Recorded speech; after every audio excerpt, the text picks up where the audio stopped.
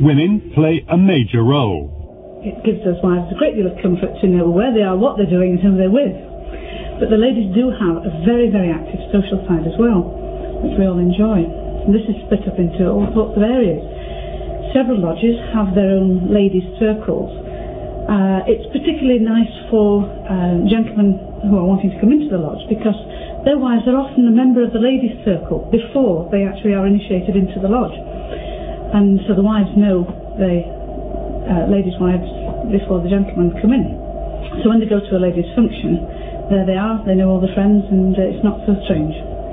Although I haven't chosen to become a Freemason myself, there are lots of opportunities and lodges for ladies to join, and they can become full members and go through the whole process, as do their gentlemen counterparts. The women-only lodges are independent of the United Grand Lodge of England. The Worshipful Master will be pleased to receive greetings from all the remaining brethren. Worshipful Master. Thank you. The other great myth about Freemasonry is that it's a secret society. We do have secrets, just secrets of recognition amongst ourselves. Nothing secret other than that. It's part of our ceremonial. I mean, you belong to an institution, we don't have any secrets. I mean, otherwise you won't be as this. You talk at work and people then talk to you about Freemasons. They show an interest in Freemasons, so you bring them up amongst your social evenings and they decide for themselves if it's for them. Whether they like the company, whether they like what we stand for, the good that we do. Anything that the mind doesn't understand is frightening. Let's be fair, that's to us all. And I think Freemasonry has been this to many politicians. They don't understand it. They've read certainly wrong misinformation on the subject, and we have been our own worst enemies in not being open about our affairs. What's the difference of being a member of a golf club and you know someone who is a painter and decorator and you want a job doing there? You go to speak to a friend who you know can will do you a good job. So there's people who all walks of life in Freemasonry, and so you talk to them, and if you want something doing, there's nothing underhand at all.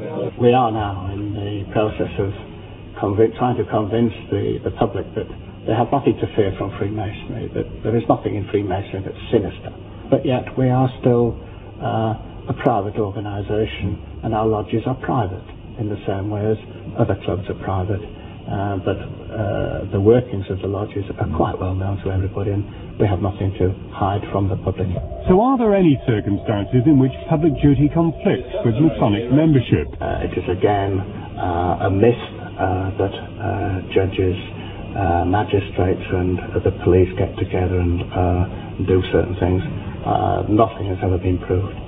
And as a magistrate, I have never ever had any conflict at all with being a member of Freemasonry. Freemasons are always keen to welcome new members. Open evenings are a regular feature at lodges all over the country. Howdy, David. Nice to see you. Hello, Paul. Welcome to our open evening. Would you like to come on through? Sure. Brethren, shall we all wander in? Thanks. What I'd like to do tonight is talk to you about the policy of openness, and for those who may wish to consider joining Freemasonry at the end of the evening, to tell you the procedure for becoming a member. Now, gentlemen, Freemasonry was very open before the Second World War, and in fact you could buy 2 weekly magazines on the bookstall and the monthly magazine. And in 1851, the foundation stone for St George's Hall in Bradford was laid by one of our Grand Masters, and this took place along with a civic and a Masonic procession through Bradford, where they then returned to what would then be the Town Hall in Bradford, where there was a banquet and Masonic toasts and civic toasts were taken together. That must have been wonderful in those days, gentlemen. The nearest we got to it actually about 3 or 4 weeks ago, one of my colleagues who's with us this evening actually presented a cheque from the Freemasons of West Yorkshire to the Lord Mayor of Bradford, and this was presented in the Mayor's Parlour, and my colleague was in his Masonic regalia. So we are making great steps forward. What we think actually happened is that when Hitler arrived in France, sort of 18 miles away from the south coast, And bearing in mind he'd already been persecuting Freemasons, we think that our predecessors were a little nervous and started to look inwards. And that habit of looking inwards became official policy. We then, in Masonic terms, we used to call it the 40 years period of silence. So that when the media, if there's anything relating to Freemasonry, rang up Grand Lodge, the stock answer used to be no comment. And I'm sure you'll agree, in today's world, in the late 1990s, that if you say no comment, then unfortunately it's almost an admission of guilt. So this is why we have this policy of openness. Another interesting one, there's many amusing things, of course, in this job that I've got, gentlemen and brethren. And the Telegraph and Argus, the local paper, evening paper for Bradford, have been very, very helpful to us, covering various subjects. And we'd recently done an article about the committee, and then one of the members of a lodge in the locality rang me to say, have you seen the headlines in the Telegraph this evening? Full page. River pollution, all the fault of the Freemasons. I ask you.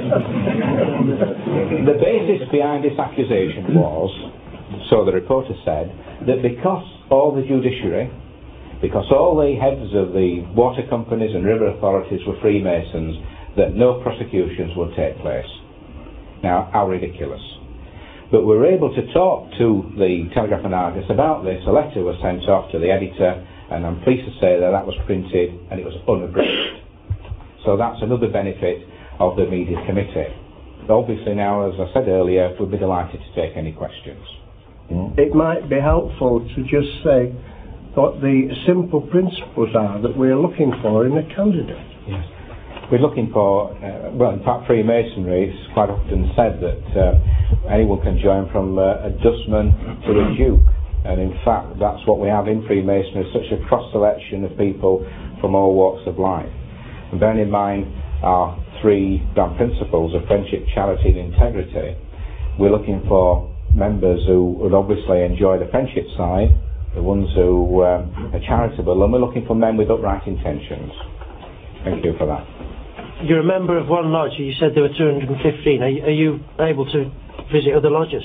Absolutely, very good question, thank you for that. Once you become a member of a lodge, the first degree, then you can actually visit any of the lodges at their regular meeting throughout the whole area of West Yorkshire. Yes.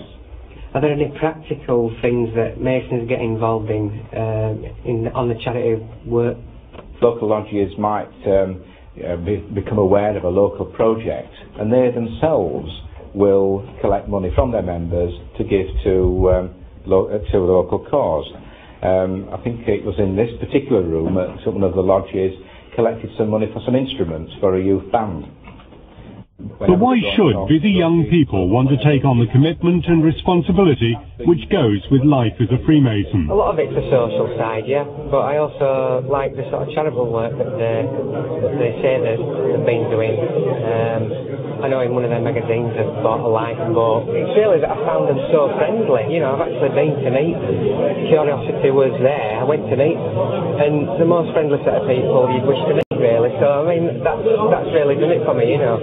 I visited a family day, took my wife and children along, and everyone was very friendly, very welcoming, and that's really what it's about. You know, I came here tonight to learn a little bit more about it, just to make sure whether I wanted to join or not. Brethren, assist me to close the lock. Go around.